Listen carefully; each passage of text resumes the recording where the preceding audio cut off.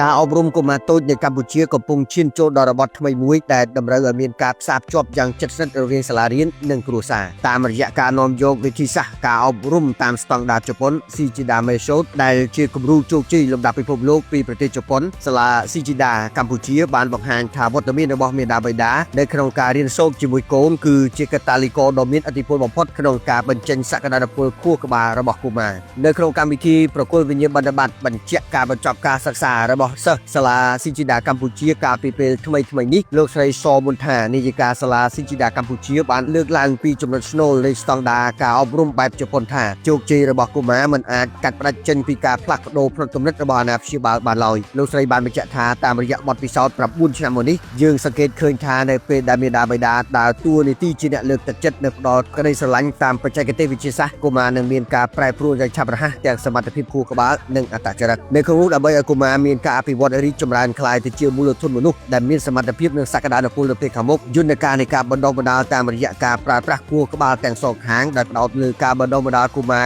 ខួរក្បាលខាងស្ដាំដើម្បីបង្កើនភាពច្នៃប្រឌិតនិងអង្គចូលចាំនិងការបណ្ដុះបណ្ដាលខួរក្បាលផ្នែកខាងឆ្វេងសម្រាប់តក្កវិទ្យាក៏ដូចជាការអនុញ្ញាតឲ្យអាណាព្យាបាលចូលសិក្សាផ្ទាល់ជាមួយកូនដើម្បីយកបទពិសោធន៍ទៅអនុវត្តបន្តនៅផ្ទះនិងការអប់រំតាំងពីនៅក្នុងផ្ទៃរបស់មាតាតាមរយៈកម្មវិធីសុខុមាលភាពមាតានៅទីរក់គឺជាគ្រឹះដំបូងបំផុតនៃស្តង់ដារជប៉ុនដែលអនុវត្តទទួលបានជោគជ័យគួរឲ្យកត់សម្គាល់នាពេលកន្លងមកនិងនាពេលបច្ចុប្បន្ននេះស្របតាមចក្ខុវិស័យនេះអាយដាមប្រាក់កុសលអគ្គលេខាធិការរងគណៈកម្មាធិការជាតិគាំពៀនិងអភិវឌ្ឍកុមារតូចនិងជាប្រធាននាយកដ្ឋានអប់រំកុមារតូចនៃក្រសួងអប់រំយុវជននិងកីឡាបានជំរុញឲ្យអាណាព្យាបាលកម្ពុជាយកតម្រាប់តាមគំរូនៃការអប់រំនេះដោយប្រែក្លាយខ្លួនជាគ្រូបង្រៀនទី1អាយដាមបានគូបញ្ជាក់ថានៅពេលដែលឪពុកម្ដាយក្លាយជាគ្រូផ្ទះនឹងក្លាយទៅជាសាលារៀនដ៏កក់ក្ដៅនិងពោពេញទៅដោយក្តីស្រឡាញ់សម្រាប់កូនអាយដាមប្រាក់កុសលបានសង្កត់ធ្ងន់បន្ថែមថាកុមារអាចប្រើប្រាស់អស់សក្តានុពលនិងក្លាយទៅជាមូលធនមនុស្សដ៏មានតម្លៃទៅបានលុះត្រាតែពួកគេទទួលយកបាននៅគ្រប់ជ្រុងជ្រោយទាំងអស់ទាំងសុខភាពផ្លូវកាយនិងផ្លូវចិត្តការប្រើប្រាស់វិធីសាស្ត្រវឹកវើខួរក្បាលឲ្យបានត្រឹមត្រូវ